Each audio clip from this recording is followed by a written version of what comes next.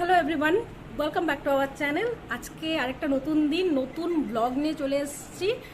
ব্লগটা সম্পূর্ণ দেখো। আই হোপ ব্লগটা তোমাদের ভালো লাগবে এবং ভালো লাগলে অনেক অনেক অনেক লাইক করে দিও আর কমেন্ট করে অবশ্যই জানিও। তোমাদের কমেন্টটা আমাদের খুবই আমাদের কাছে ভীষণইভাবে গুরুত্বপূর্ণ, কেননা কমেন্ট করলে জানা যায় যে আমরা ব্লগে কি ভুল করছি। যেমন অনেকজন কমেন্ট করে বলেছো যে সাউন্ড আসছিল না, তার পরবর্তীতে আমরা সেটাকে ঠিক করার চেষ্টা করেছি। এখন মোটামুটি একটা লাইনে এসছে যে না, ঠিকঠাক শোনা যাচ্ছে, আমরা নিজেরাও ফিল করতে পারছি যে শোনা যাচ্ছে।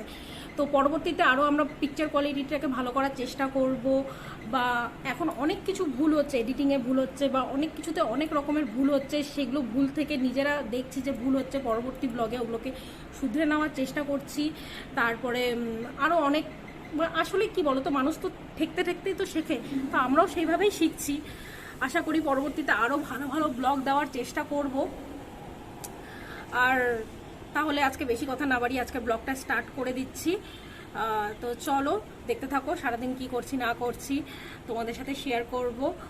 তো আমাদেরকে আমাদের এই যে ব্লগগুলো হচ্ছে, তোমরা অনেকেই দেখছো, তো অনেকে লাইক করছো, এটা আমাদের কাছে অনেক ভালোবাসার জায়গা। যে না, যাক, ভালো লাগছে তোমাদের। তো আরও অন্যরকমভাবে চেষ্টা করব, তোমাদেরকে খুশি করার চেষ্টা করব। তো সেই জন্য তোমাদেরকে আমাদের পাশে থাকতে হবে। তোমরা যদি আমাদের পাশে থাকো, আমরা সত্যি সেই সাহসটা পাবো যে না, আমরা একটা ভালো কাজ করতে পারবো। তো রিকোয়েস্ট করব সবাইকে, সাথে থেকো, সাবস্ক্রাইব করো। তো চলো তাহলে আজকে ব্লগটা স্টার্ট করে দিচ্ছি। এই রান্না করতে করতে এসে দেখছি বাগানের মধ্যে একটা পায়রা মরে পড়ে আছে। এবার বুঝতে পারছি না কি করে মারা গেল। প্রাণী ওরাও মারা গেছে, ভীষণই খারাপ লাগছে সত্যি। সকাল সকাল এইসব যে দেখতে হবে ভাবতে পারিনি, ভীষণই খারাপ লাগছে। এবার আমার বাগানের উপরে তো কোনো লাইটের তার বা পোল নেই পাশে, যে ওই কারেন্টের কানেকশানে লেগে মারা গিয়ে পড়ে থাকবে। কি করে হলো সেটা তো ভগবানই জানে। যাই হোক, এটাকে ফেলার ব্যবস্থা করতে হবে, কেয়ারটেকারকে বলতে হবে যে ফেলে দিতে, নাহলে আবার এখানকার যে কুকুর আছে বা বিড়াল আছে এগুলো নিয়ে টানাটানি করবে। আর অলরেডি পিঁপড়া ধরা শুরু হয়ে গেছে। তো দেখি এগুলোকে ফেলার ব্যবস্থা করি, খোঁজ খবর নিয়ে আশেপাশে কেয়ারটেকারকে খুঁজতে হবে। এই দেখো, এই যে দেখতে পাচ্ছ কিনা। আর মুকুটমণিপুরে যে গেলাম, এই ঘোড়াটা নিয়ে এসেছি, জোড়া নিয়ে এসেছি। দুটো একসাথে উঠানো যাবে না, পড়ে গেলে আবার ভেঙে যাবে। খুব কিউট ঘোড়াটা, এই দেখো, ছোট্ট, সুন্দর আছে না? আরো ছোট ছোট ছিল, কিন্তু অত ছোট চোখে পড়বে না দেখে এই সাইজটা নিলাম। আর এটা হচ্ছে ফ্রিজের উপরে রেখে দিয়েছি, ভালো লাগছে না? আর এইদিকে দেখো মহারাজের কাণ্ড কি, সব যেগুলো ওর কাজের জিনিস সব ফ্রিজের ওপরে রেখে দিয়েছে। আমি যতবার সরাবো ততবার ও ওখানেই রাখবে। ভাবো তাহলে, আমি কি সুন্দর পরিষ্কার রাখার চেষ্টা করি। পরিষ্কার রাখলে ফ্রিজের ওপরটা দেখতেও ভালো লাগে, তো না। আর আরেকটা জিনিস দেখাচ্ছি, সেটা হচ্ছে আমরা বিয়ের পর ফার্স্ট দীঘাতে ঘুরতে গিয়েছিলাম। এই যে ফটো আমাদের সমুদ্রে স্নান করার প্রথমবার, বিয়ের পরে পরেই দীঘাতে ঘুরতে গেছিলাম। তাও পরে পরে বলতে অনেকদিন পরেই গেছিলাম, তো ওটাই ফার্স্ট ফটো ছিল। ফটোটা বেশ আমার প্রিয়, তো বাঁধিয়ে রেখে দিয়েছি। এদিকে ভাবছি ছোট মাছের চচ্চড়ি করব। এতটাই ছোট যে ধুতে ধুতে মাথাটাই ধুয়ে চলে গেছে, ভীষণ পরিমাণ ছোট, ওই জন্য আলাদাভাবে এটাকে ভেজে নিলাম।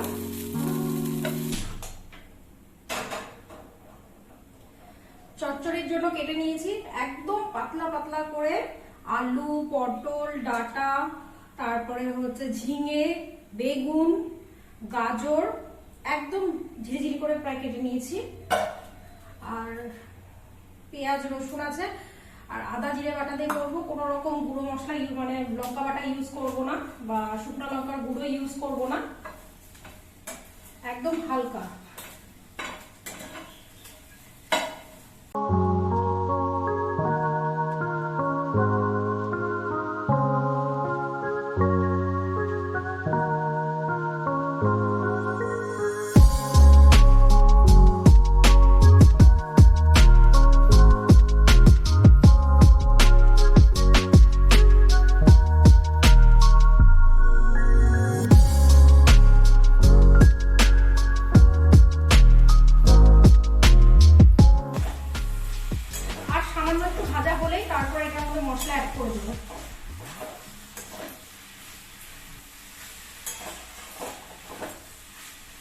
এবার মশলাটা আমি এটার মধ্যে অ্যাড করে দিচ্ছি, শুধুমাত্র আদা জিরে বাটা, আর কিচ্ছু না, খুব কম পরিমাণ দেব।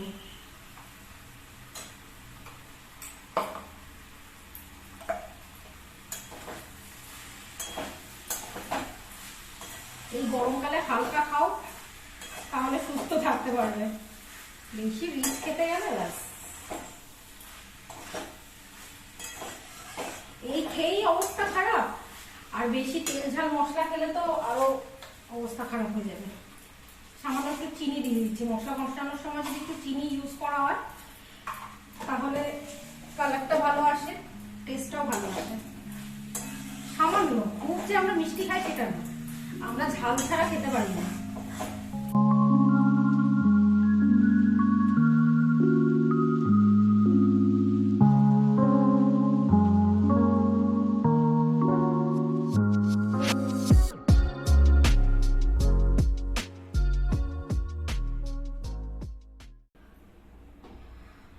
চচ্চড়ি রেডি হয়ে গেছে, টেস্ট করে দেখলাম যে লবণ টবণ সবই ঠিক আছে। এবার কি বলতো, তরকারি কাটার উপরে তরকারির টেস্ট, তারপরে হচ্ছে দেখতে সৌন্দর্যটাও নির্ভর করে। এই তরকারিটা যদি আমি একদম মোটা মোটা করে কাটতাম তাহলে দেখতেও ভালো লাগতো না, আর খেতেও ভালো লাগতো না, একদম আলাদা রকম হতো। মাছটা যেহেতু ছোট সাইজ ছিল সেহেতু তরকারিটা ওরকম সাইজ করে কেটেছি দেখে দেখতেও ভালো লাগছে, আর মাছগুলো কড়া কড়া করে ভেজেছি, মাছটাও গোটা আছে, ওই জন্য ভালো লাগছে দেখতে, আর টেস্ট ঠিক আছে। তো এবার বাদ বাকি গ্যাসগুলো পরিষ্কার করি, পরিষ্কার করে তারপর ফ্রেশ হয়ে পুজো দিয়ে খাওয়া দাওয়া করব। আর এই যে ওয়ালটা দেখতে পাচ্ছ আমার রান্নাঘরের, এই ওয়ালটা শীতকালে যখন ছিল পুরো ড্যাম হয়ে উঠতো, কেননা এই দিকটাতে রোদটা পেতো না। তো হাউজিং এর প্রত্যেকটা ঘরে মানে বেশিরভাগটা কোয়ার্টার এরকম অবস্থা, এই ড্যাম হয়ে যাচ্ছে।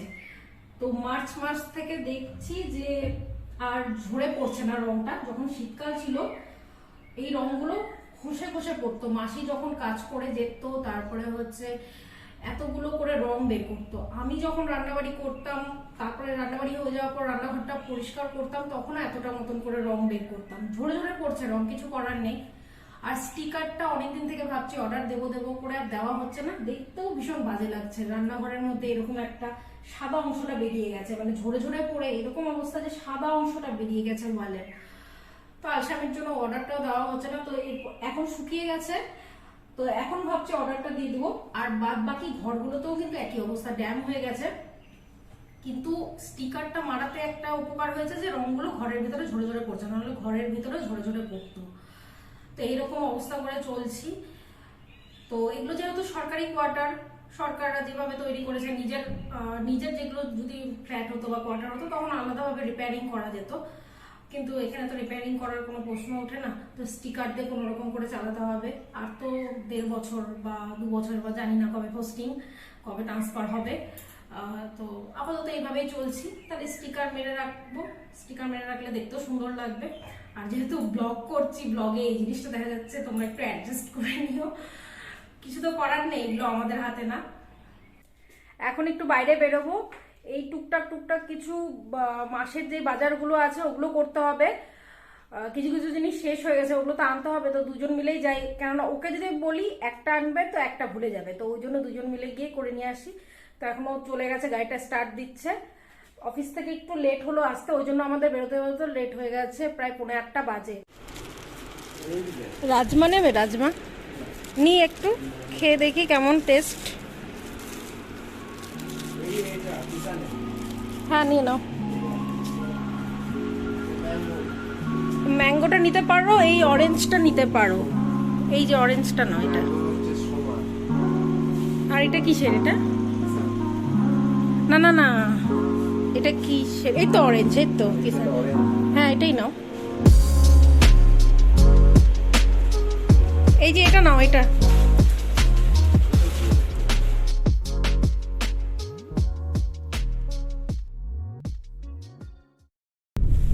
প্রচুর ফল কিনে নিয়ে চলে এসেছি আজকে, প্রায় 350 টাকার ফল কিনে নিয়ে এসেছি।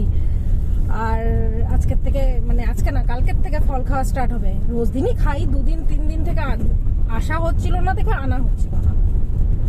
400 টাকা দিয়েছিল, 50 টাকা আমি ঝেপে নিয়ে নিয়েছি একদম। পায়ে হেঁটে গেছো, তাতে আবার ট্রান্সপোর্টেশনের কি খরচা দেবো আমি? 50 টাকাটা ফেরত দাও। No never. চলো এবার বাড়ি। ছাড়াছাড়ির কোনো গল্প নেই, এমনিতেই মারছো, তার মধ্যে আবার এই 50 টাকা চোখের সামনে মারবে নাকি? ওইটা চৈত্র সেল। চৈত্র মাস চলে বৈশাখ মাস পড়ে চৈত্র গেছে। এই তুমি তো পয়লা বৈশাখের শপিং করবে না? আর কি যা শপিং করছো 12 মাসে 12টা, তারপর পয়লা বৈশাখের জন্য আলাদা কি আছে? কিপ্টের হাড্ডি। বাজার হাট করে চলে আসলাম, এবার বসে বসে কুকিজ খাচ্ছি। আর মাসের কিছু কিছু বাজার করলাম, কেননা গত মাসে অনেক কিছু বাজার ছিল, বাড়ি থেকেও কিছু কিছু জিনিস নিয়ে এসেছিলাম, ওগুলো আছে, ওই জন্য সামান্য কিছু এবার। আর সকালবেলা যে বাইরেটা মরে পড়েছিল বাগানে, কেয়ারটেকার এসে ওটাকে পরিষ্কার করে দিয়ে গেছে। আর মানে কি বলবো, ও যাওয়ার পরে ঘটনাটা হয়েছে, তো তখনও ছিল না। আর খুব খারাপ লাগছিল ওই ঘটনাটা। সকালবেলা ঘুম থেকে উঠেই না, ও যাওয়ার পর ওই জিনিসটা দেখলাম, ভীষণ খারাপ লাগছিল। একটা প্রাণী ওরকম করে, তাও আবার আমার বাগানের মধ্যেই, আরো বেশি খারাপ লাগছিল।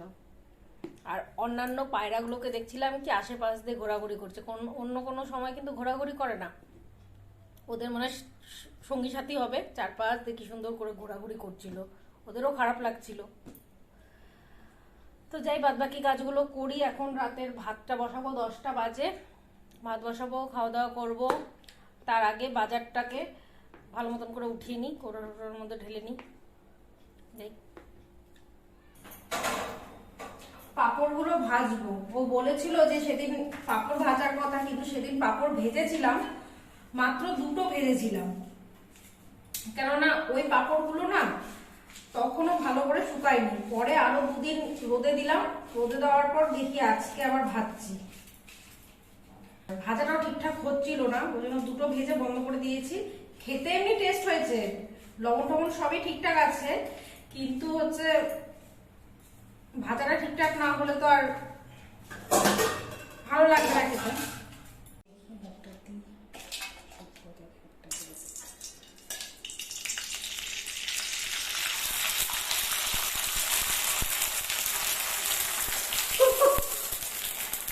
Mission successful. কি সুন্দর ফুলেছে দেখো। যাক, মিশন তাহলে সাকসেসফুল হয়ে গেল। এরপরে আরো পাপড় বানাবো। আর এই দেখো পাপড়গুলো কি সুন্দর ট্রান্সপারেন্ট হয়েছে, আর একদম পাতলা পাতলা হয়েছে, আর তেলে দিলেই সঙ্গে সঙ্গে ফুলে উঠছে। বেশ মজা লাগছে, নিজে প্রথমবার বানালাম, দারুণ লাগছে। তো এখন বাজছে প্রায় 12টা বাজতে চললো। আজকে লেট হয়ে গেছে, ওর আসতে দেরি হয়ে গেছে আজকে অফিস থেকে। তারপরে বাজারে গেলাম, বাজার থেকে জিনিসপত্র কিনে নিয়ে আসলাম, তারপরে ভাত করলাম, ভাত করে খাওয়া দাওয়া করতে করতে আজকে শুতে শুতে প্রায় 12টাই বেজে গেল। আর এখানে কোনো ঝড় বৃষ্টির নামগন্ধ এখনও নেই, সেই মানে গরমটা এখনও চলে যাচ্ছে, মানে মারাত্মক লেভেলের গরম। চলবে আরও 1-2 মাস চলবেই, তারপরে আস্তে আস্তে বৃষ্টি। এবার বৃষ্টি শুরু হলে তখন আবার ওয়েদারটা একদম দারুণ, মানে তখন ভীষণ ঠান্ডা। সেই 3-4 দিন করে বৃষ্টিতে এরকম। গতবার তো এরকমই গেল, তো গতবার যেরকম বৃষ্টি হয়েছে এবার সেই রকমই গরমটা পড়ছে। তো আমাদের খাতড়ার বাজার দেখলেই, এবার খাতড়ার বাজারে অপশানটা ভীষণ কম। আমাদের ছোটোখাটো ওটা শপিং মল, ওখান থেকে আমরা বাজার ঘাট করি। আর আমরা যখন প্রথম খাতড়াতে আসি তখন এইসব কিছু ছিলই না, খুব কম দোকানপাট ছিল। রিসেন্ট 1 বছরের মধ্যে অনেক উন্নত করে নিয়েছে, অনেক সুন্দর সুন্দর হোটেল হয়েছে, অনেক সুন্দর সুন্দর দোকান হয়েছে, বেকারি খুলেছে অনেক সুন্দর সুন্দর, মানে ভালো ভালো। তারপরে হচ্ছে আরও অনেক সুন্দর সুন্দর বেশ দোকানপাট খুলেছে, যেগুলো দরকারি, যেগুলো ছিল না 1 বছরের মাথায় খুলেছে। তো ভালো লাগছে বেশ এখন। আর চারিদিক আগে লাইটের পরিমাণটা কম ছিল রাস্তাঘাটে, যেহেতু এটা পঞ্চায়েত এরিয়া, লাইটের পরিমাণটা একটু কম ছিল। এখন দেখি রাস্তাঘাটে সোলার লাইটও দিয়েছে। আজকে যখন যাচ্ছিলাম দেখলাম যে ওই রাস্তা দিয়ে সোলার লাইট দিয়েছে, রাস্তাগুলো বেশ আলো আলো হয়ে গেছে, তো ভালো লাগছে। আর আরও উন্নতি করবে খাতরা, আমরা ততদিনে হয়তো ট্রান্সফার হয়ে চলে যাব। তো যাই হোক, আজকের মতন এখানে ব্লগটা এন্ড করছি। আর বেশি রাত করব না, অনেকটাই রাত হয়ে গেছে। এরপরে ব্লগটাকে এডিট করতে বসবো। কালকে খুব তাড়াতাড়ি ব্লগটাকে ছেড়ে দেওয়ার চেষ্টা করব। এমনিতে সন্ধ্যার দিক করেই দিচ্ছি, এবার ভাবছি যে সকালবেলার দিক করে পোস্ট করতে। সকালবেলার দিক করে পোস্ট করলে টাইমিংটা ঠিকঠাক থাকে। বিকালবেলার দিক করে, কেননা ওর আসতে অফিস থেকে লেট হয়ে যায়, ওই এডিট করে দেওয়া আরও ও আস্তে আস্তে লেট হয়, মানে এডিট করে পোস্ট করতে করতে অনেকটা পরে আরও অনেকটা টাইম খেয়ে নেয়। তো যাই হোক, ব্লগটা এখানে এন্ড করে দিচ্ছি। সাথে থেকো, পরবর্তী ব্লগে আবার দেখা হচ্ছে। ভালো থেকো, শুভরাত্রি।